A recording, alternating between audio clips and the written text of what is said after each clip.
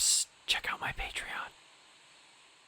So today we have an episode called Watch It. I don't think a cartoon episode has ever yelled at me to watch it before, but I guess there's a first time for everything. Oh, and it's also got an exclamation point too, making this the 5th episode of the season to feature one in its title. I don't know why I pick up on that so much, it's just something I noticed. Today's review will feature the Powerpuff Girls standing guard around this famous artifact because the museum's security system went down due to somebody's bright idea to just stick a sandwich in the wall. I don't know why this museum decided that installing the security system on the wall out in the open where anybody can access it in the same room that the artifact is currently present in was a good idea, but this is the reboot, so of course it's illogical. Then again, I don't know which is more stupid, the fact that the security system is out in plain sight, or the fact that somebody managed to stuff a foot-long sub into the panel. But enough dwindling around, let's watch it. Aw,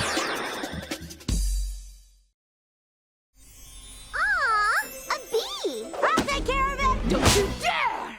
That is no ordinary bee, and no ordinary ruby. It's the priceless ruby!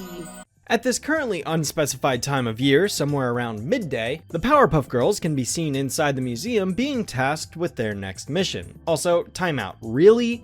Ruby? I never would have guessed! Alright, so basically, as I said, some schmuck somewhere decided to stuff a sandwich in the museum security system, and this repairman here has been hired to take care of the problem so that the staff can get the exhibit back up and running. In the meantime, the girls are tasked with watching this remarkable artifact so that nobody attempts to steal and or damage it, and as was seen in Checking Out, this suddenly becomes one of those episodes where each of the 3 girls have their own respective stories to tell, and we follow through with each of them here. Bear in mind that unlike the other season 3 episode I'm comparing this to, Watch It actually follows only one of the girls at a time rather than cross-cutting between all 3 simultaneously, and it's better for that. I think that the lack of oversight in this episode's premise screams at the audience, however. At least it did for me, because I immediately began to ask 2 questions here. 1. What about all of the other priceless artifacts, paintings, and exhibits that are present here in the museum? What's stopping someone from stealing all of those items instead? Is this security system only in place for this one specific artifact and nothing else? Does the museum have an individual security system for every single artifact? And if so, are they all out in the open too? Second, and I think this one's the real kicker, why wouldn't they just close the exhibit until the security system was back up? I understand having the girls there to monitor for any potential criminals, but why the fuck would they let the general public in to see the exhibit, especially that up close to it,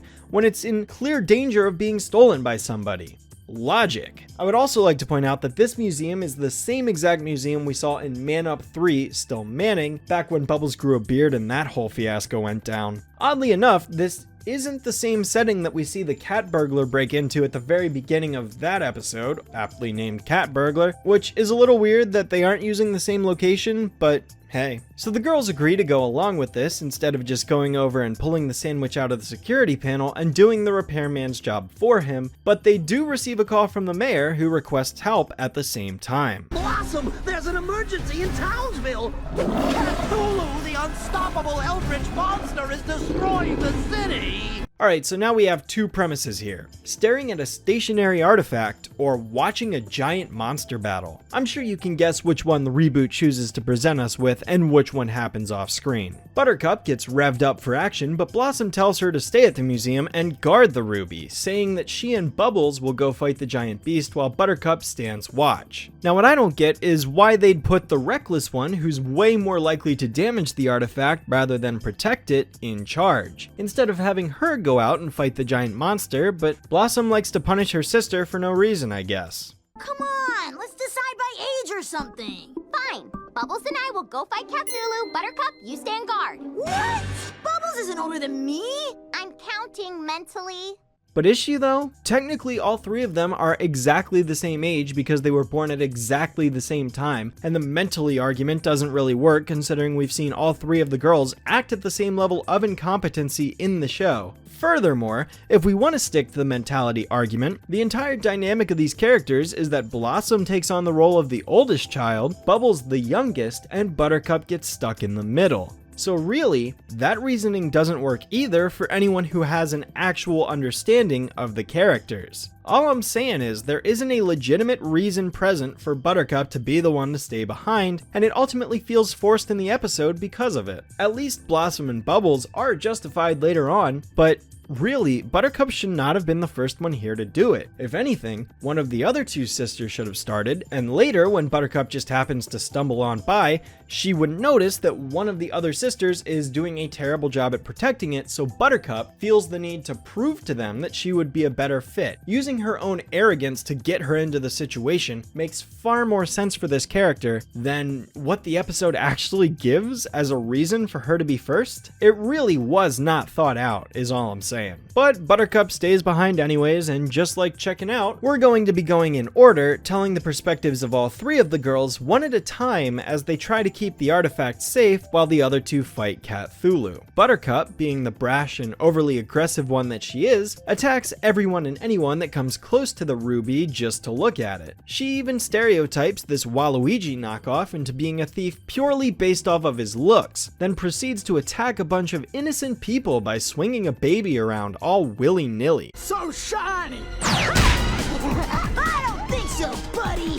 Hey, cool, Ruby. Get away from that! The main character and hero of this show, ladies and gentlemen. Pretty soon this results in her setting up some sort of airport security line with a metal detector and the works. She's busy patting people down and frisking them, even though this sort of thing should usually be located at the front of the building anyways, so everybody here should have already passed that test, but not Barry, because it turns out this isn't a metal detector, it's a gum detector. And bam! You'd switch the ruby with this Gumblebee. Bam! You've been caught, son! Take him away, baby!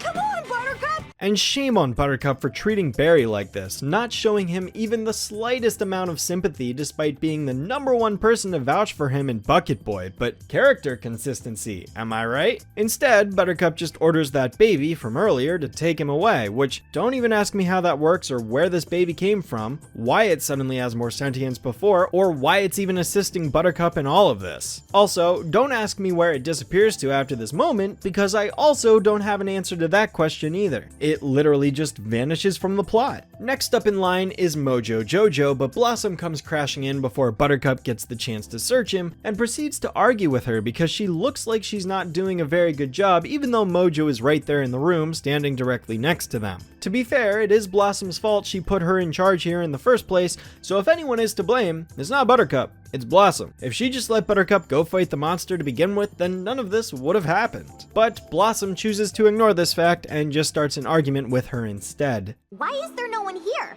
Oh, that's because I arrested all the unsuspicious people. I still need to go to the bathroom. You're welcome. What?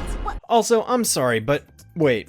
No, I'm not. Blossom and Buttercup just warping back and forth all over the room shows me a distinct lack of care for staging and blocking in this scene. Why do they constantly shift from being 20 feet away from the column to standing right underneath of it, back and forth in between shots? This is so disorienting and shows complete neglect for the spatial awareness that is within this setting. Like, I understand there's an argument going on here with Blossom noticing how empty the room is because Buttercup locked everyone up, but the sheer lack of attention to detail given to the positioning of these characters is undeniably distracting. It shows that no thought was given to the actual continuity and spacing of this room. If they needed to stay closer to the foreground with the ruby in the background, then so be it, but keep that positioning in all of the shots, not just the close-ups. It's during this conversation that Mojo, who somehow didn't get locked away in a closet despite the people behind him in line getting shoved in there, sneaks up and steals the ruby only for Buttercup to spot him and kick his ass before he can get away. But whatever, Blossom tells Buttercup to go fight the monster so that she can take over, and she proceeds to guard the ruby diligently for what seems like, I don't know, 10 seconds before a tour group comes in and the tour guide has no idea what he's talking about, so Blossom feels the need to butt in and correct him. Fun fact, the ruby was discovered in the Ottoman Empire underneath an actual ottoman. Actually, the ruby was discovered at the foot of the famed gem collector Alton III, as it was one of his most prized possessions. He loved bees. You know, as a tour guide, wouldn't it be his job to actually know the details of the ruby as well as all of the other artifacts present in the museum? Isn't that kind of required of him given the position that he currently holds? I mean, when it's somebody's job to go around a location and inform people on the particular topic that they're attending the tour for, they should probably be prepared to discuss the background of said topic. This guy is clearly in the wrong line of employment, and or he did not care enough to actually study the material he would be presenting on. What, is this his first day on the job? I mean, I don't doubt the fact that there's definitely the possibility of terrible tour guides out there. I really truly believe that would be the case, but you would think that this museum would have a higher standard of the people they would bring in because they wouldn't be getting good tourism if there were bad tour guides presenting the information. As such, Blossom takes over and guides everyone around the museum while the guide whimpers in the background, but this of course gives Mojo a second opportunity to steal the ruby for himself, even though Blossom saw him attempt to do this like directly in front of her eyes 2 minutes ago. Yeah, needless to say, with how short my covering of Blossom's segment is, it could have been better, just like with checking out. You would think that these characters would lock Mojo away after the first attempt at stealing the artifact, but no, that doesn't happen. It would be cool to see a different villain attempt to steal the artifact following every previous villain's attempt. That way there'd be some more character diversity showing up here. I think it'd be really cool. This is essentially Mojo's last episode of the entire reboot, well, with this being the fourth to final episode in the whole series, so this is the lasting impression we get of him. Now, if you've seen my Brainlord review, then you probably already would have realized by now that I would have much preferred that episode to be his final appearance in the series. Now, as always, the production order of these episodes have been scrambled up in the past, so it's entirely possible that Watch It isn't Mojo's final appearance by the production standpoint, but based on the episodes and the order they aired, it is. So, as I've done before, that's how I'm gonna treat it. And as Mojo's final appearance, it is extremely lame. Like, compared to other characters that have gotten their final appearances, such as Silico or Jamore or even Allegro, this is very disappointing. But to round out the rule of three, now it's Bubbles' turn to watch the ruby while Blossom goes back out there to assist Buttercup with Cthulhu, who is losing miserably, I might add. Also, the repairman is busy trying to fix the security panel still, but instead of making any real progress, he managed to shove a second sandwich inside next to the first one and is now attempting to eat his way out of the problem. Bubbles' sequence, I will not lie, is my absolute favorite of the three, if only because it's actually amusing to watch her character suffer through the boredom of having to stare at a singular object for an extended period of time while being unable to do anything else at all. Her reaction to doing this pretty much sums up my feeling watching most of the episode. The fact that this part directly kind of acknowledges this and makes it suddenly relatable to how I felt prior to this moment is what kind of turned it around for me. She basically goes insane just waiting for her sisters to get back or for the day to be over, yet it feels like it will never come.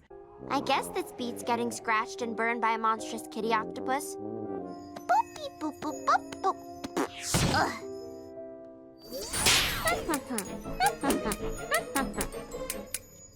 Sup?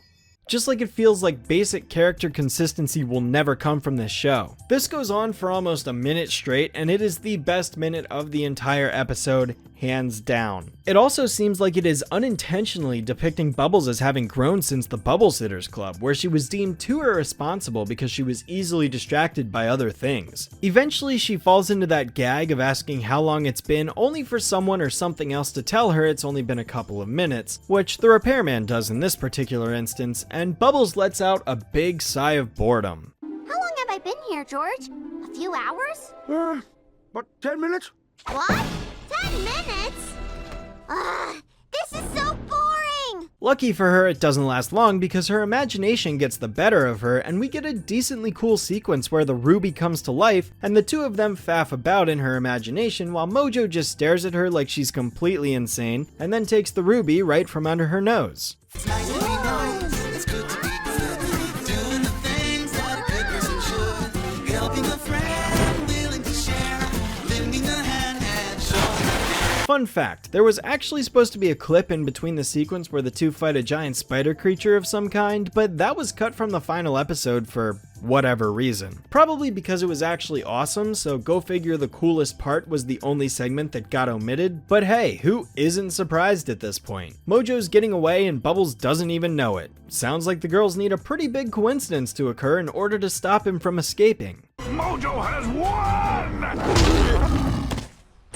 Yay! We won! Well, how did I know that would happen? Thus, the episode ends off with Mojo in pain as the museum manager thanks the girls for all of their help today, even though at one point Blossom literally picked her up and chucked her down a hallway so she wouldn't see that the ruby was missing, even though she did see it clear as day. So much as a quick shot of her running in to see Bubbles holding it after Mojo got hurt was all it would have taken to appease this detail, but that did not happen. So as I said, Cthulhu is defeated and the girls accomplish both of their tasks with smiles on their faces. Oh, and remember that baby from earlier that was aiding Buttercup and locking everyone up? Turns out it was the culprit all along, but the episode ends before we find out what's to come of this scenario. My take, you can watch it if you feel like watch it, but don't watch it otherwise. It's fine, I think all three of the girls have fairly balanced moments guarding the sculpture, although Buttercup did get the most time of the three, unsurprisingly. I'm sure we all would have much preferred to have seen the fight with Cthulhu, that's a lame pun by the way, but what else is to be expected by this point? The most prominent issues, to be honest, were with the spacing of Buttercup and Blossom during that one conversation because it just screamed complete and total neglect for the blocking of that scene, and Blossom's reasoning for Buttercup wanting to stay behind was also poorly thought out, as I had mentioned. Both of those aspects could have been way better than they were. On the whole, however, I'd say this is still in the better half of Season 3. Give it a shot if you want, but don't feel obligated to do so.